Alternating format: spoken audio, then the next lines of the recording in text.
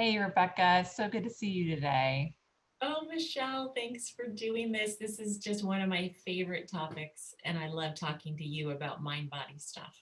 Well, I love getting to do these interviews because I think it's really important for people who are starting their healing journey to really get like proof that this doesn't just hypothetically work for them, that it's really worked for other people.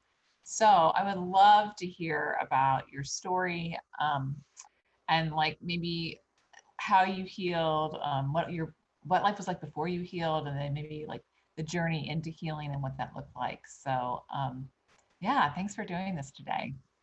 Oh, yeah, absolutely. So it's a long healing journey, so I'll just try to take it in pieces. So back in 2005, I was very active. I was a broadcast journalist. I was traveling the world and was in good health. Then I suffered a really traumatic event. So I was on a trip abroad and I actually experienced a sexual assault. Hmm. And after that, I immediately after, I actually got a urinary tract infection on a very long international flight home and kind of blacked out from the pain. It was so excruciating.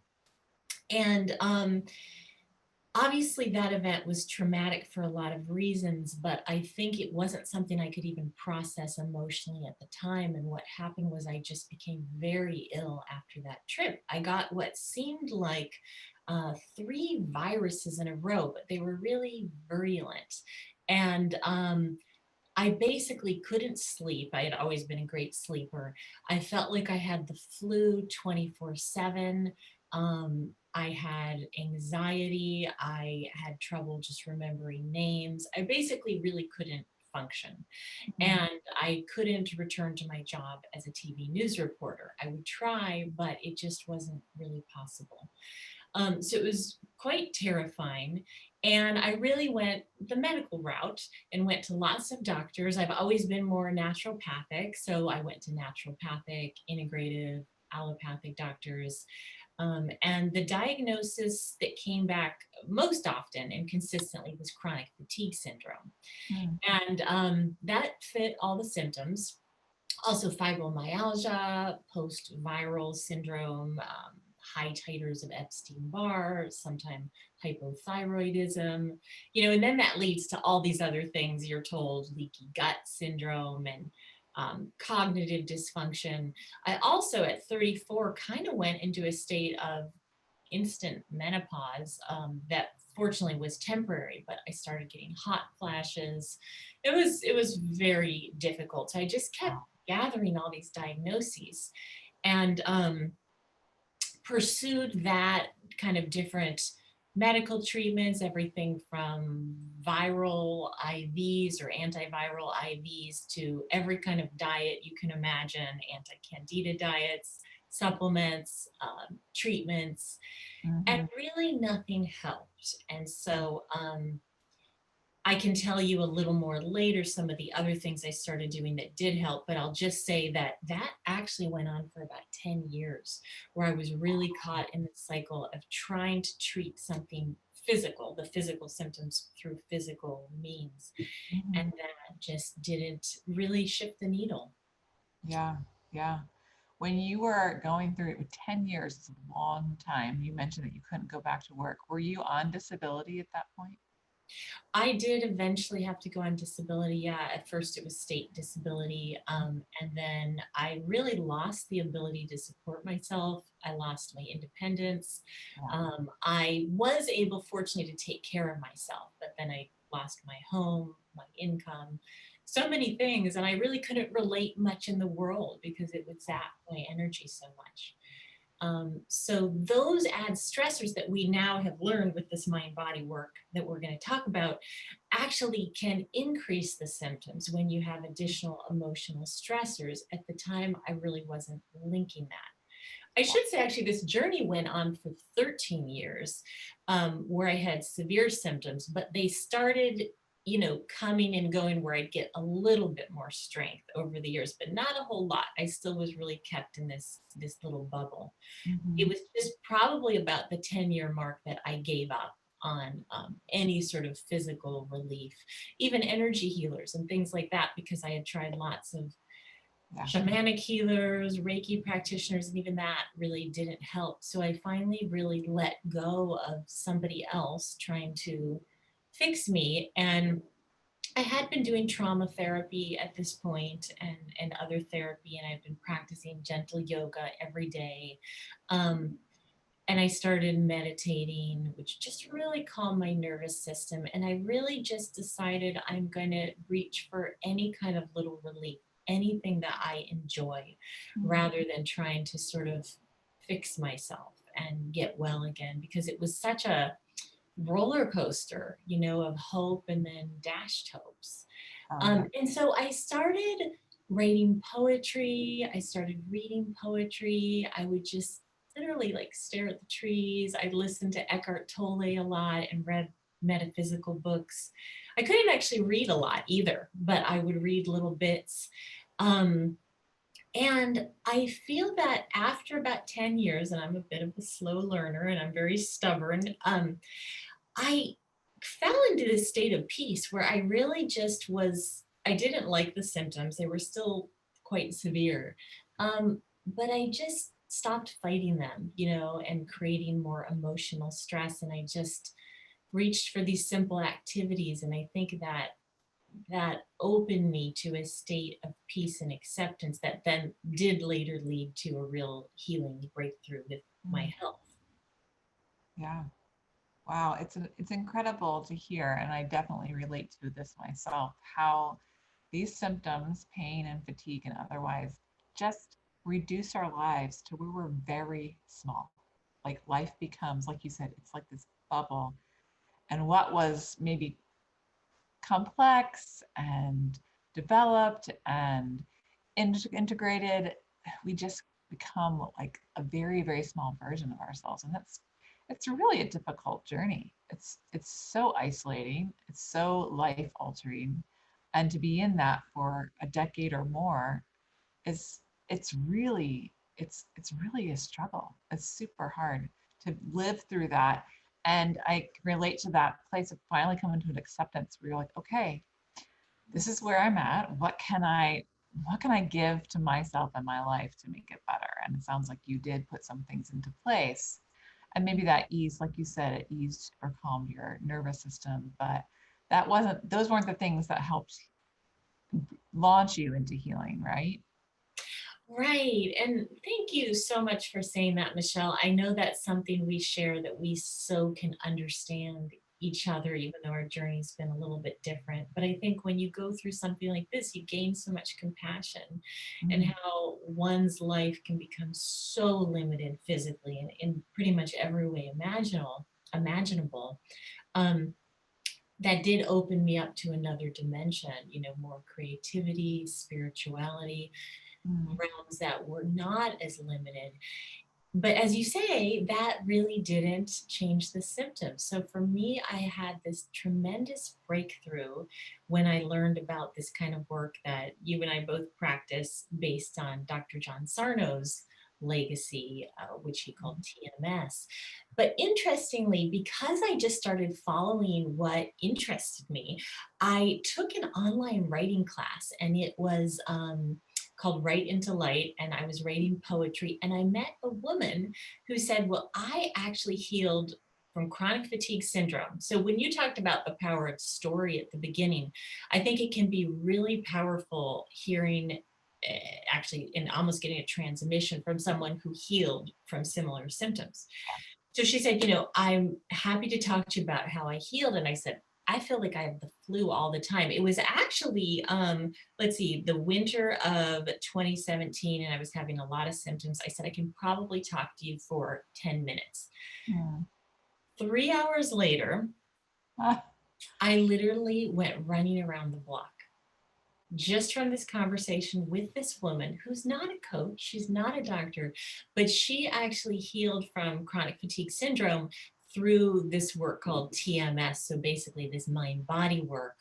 And what she explained to me that I now better understand is that There really was nothing physically wrong with me. And I remember she said the words, "Rebecca, you're not sick."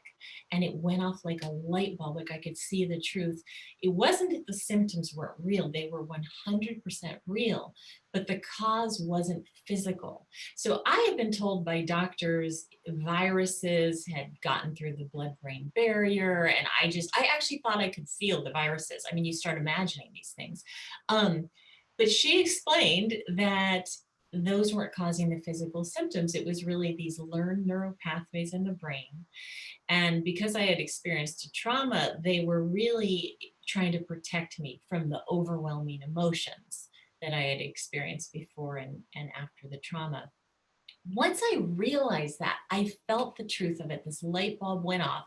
I started running around the block. Energy literally started filling my body. I mean, I couldn't even believe what was happening.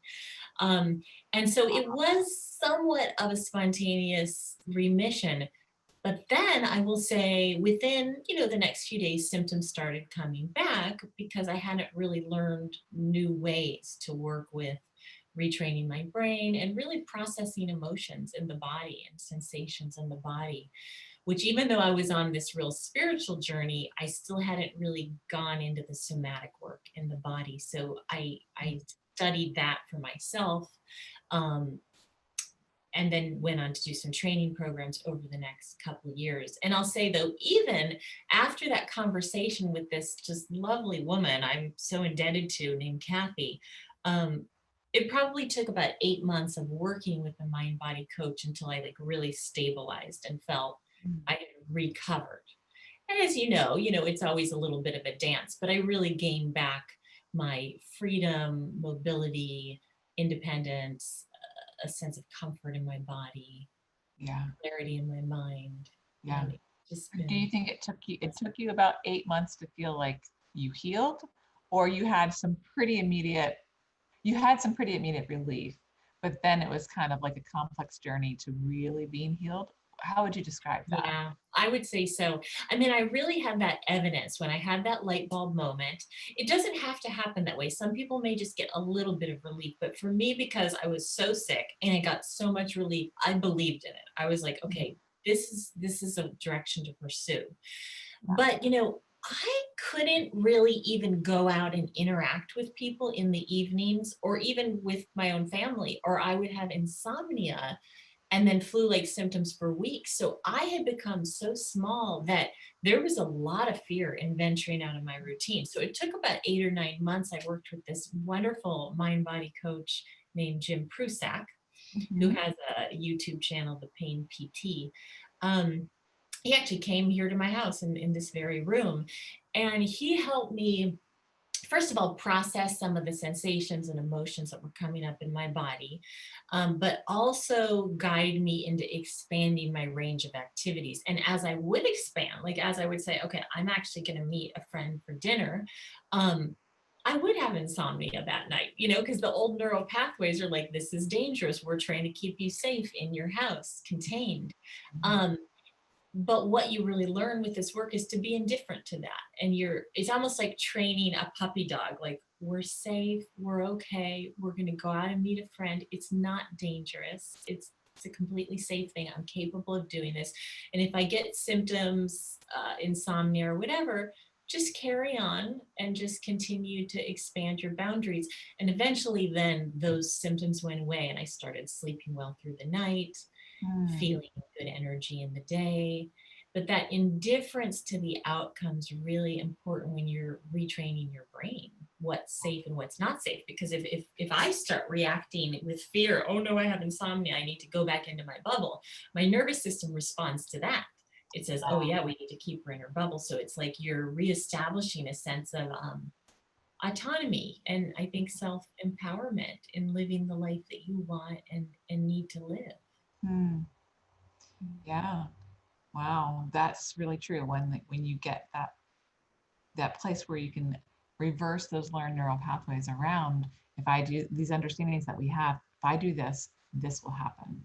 But Yeah. when you do that, if you can become indifferent to what happens at all, then you really are deactivating the danger signal, right? And able to create new understanding in your brain around your actions or what you eat, or, all kinds of things that we create that in our subconscious that we don't know is happening, of course, but it is happening under the surface. Absolutely. And I think the knowledge is so important for that reason. Once I started actually watching videos from Howard Schubner and even doing trainings in person with him and others in this field, the knowledge is important because you've come to this belief that, you're broken, your symptoms, whether they're fatigue or pain or headaches or irritable bowel syndrome, that they have a physical cause. And you've probably come to that conclusion from someone in a white coat who you give a lot of credibility to. So I had to really retrain my mind by reading these books by Dr. Sarno, listening to videos and podcasts in this field to really get, I am okay physically. This Mm. is just my brain creating these symptoms. So it's that combination of like learning the knowledge, learning to feel sensations differently as the discomfort or the fatigue comes up, sort of really being present to that in a somatic way, being with the breath, and then changing the behavior, like you say, with indifference. Just Mm. like, I'm going to do this. This is the life I'm going to live, and I couldn't have even imagined I would be in this place a few years ago, you know? It's amazing. Could you point to, it's probably a combination of things, but do you point to one key tool or one key practice that do you think that really made a big difference for you, or is it a combination of things? Hmm. Yeah, I think for me, the self affirmations are really helpful. So we all talk to ourselves all the time. That's just the nature of it. But it's like, what are we saying to ourselves? So instead of like, oh gosh, what did I do? Did I overdo it by seeing that person or staying up too late? Just changing the internal dialogue to, I'm safe and okay. I'm not sick. There's absolutely nothing wrong with me. And my brain's just creating these symptoms because it is scared. And Mhm. so, sort of constantly changing that thought stream in my head. So, that was really important. But then also, really being compassionate with myself. And one way I did that was by being with body sensation. So, after the physical symptoms started subsiding, then I started getting anxiety. Now, this happens a lot with this kind of work, as you know. That Sarno called it the symptom imperative, where other symptoms will pop up because there's your brain is still trying to distract you from feeling deep-rooted, repressed emotions.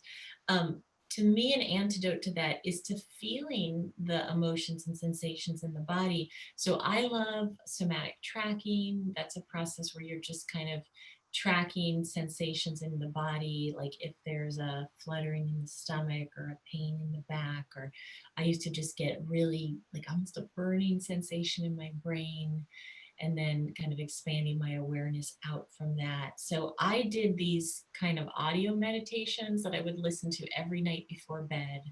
Mm. Jim had recorded them, and then I started recording them for myself. And then I would just sort of do them for myself. And that's really a way of life now. I think it's just as soon as I start getting a physical symptom, it's like, oh, what's going on emotionally? Something's happening emotionally. And then feeling into the body and like, is there fear? What's there? And just caring for myself in that way. Mhm. Yeah, yeah, that's good. Those affirmations and somatic tracking, two huge things. So, Rebecca, and if you were to give advice to someone who's brand new to this work, who might be watching your story and thinking, that was really awesome for her, I'm not sure if that could be me. But if you'd want to give that person some advice or encouragement, what might you say? I would say that you are absolutely not broken beyond repair, that you literally have immense healing potential inside you. And I know that can be hard to believe when you've been in so much pain or fatigue or whatever it is. But this is such powerful knowledge. If you're watching this video, there's something inside of you that's curious. Mm. Of course, you do have to rule out anything serious, pathological, a tumor or a blood disorder. But assuming you've ruled those things out and a doctor hasn't been able to help you, you have absolutely nothing to lose. You have everything to gain, because with this work, it's actually realizing what the root cause of our symptoms is. And when we're properly diagnosed and we realize the root, we can actually treat that. We can work with that. And the beauty is that it comes from inside. It comes from shifting our thoughts, our emotions, and our actions. And what I found, and Michelle, I'm sure you can relate to this, is it's so incredibly fulfilling and satisfying. It's like you start living this more embodied, juicy life. You become more connected to your intuition, your emotions, your full humanity. And so, Mm-hmm. even if you have doubts, I just really encourage you to explore this knowledge, try the practices, and know that it works. Because the brain can create really severe symptoms, even in the absence of any structural issue or long after it's healed. So, just find that place inside of you that is open to this, and go for it. You have everything to gain. I second all of that. Absolutely. And, I think Dr. Schubiner says that so many of his patients who have healed through this approach, so many of them say, yeah, I'm glad that I healed my pain, but the emotional and full life healing that I've experienced is even better. And when I first heard that, I thought, there is nothing that's going to be better than if I can get out of pain or out of these long list of symptoms. But it's true, because you really start to get to the base of who you really are. And it's not just the hard emotions that get repressed. We leave parts of our beautiful creative self behind. And so when we heal this kind of healing, we bring all of our true self forward. And I know that you're doing that through your work with clients and through your life coaching business. And I'm so grateful to know you and to be connected together and continue to learn from each other in our work. And so thank you so much for sharing today, for showing up and giving us a bit of your story. And I know that it will encourage many people. Oh, it's my pleasure, Michelle. Thank you for giving your work into the world. And I know that we share that. So I love connecting in this way. Awesome. Well, take care, Rebecca. Take care, Michelle.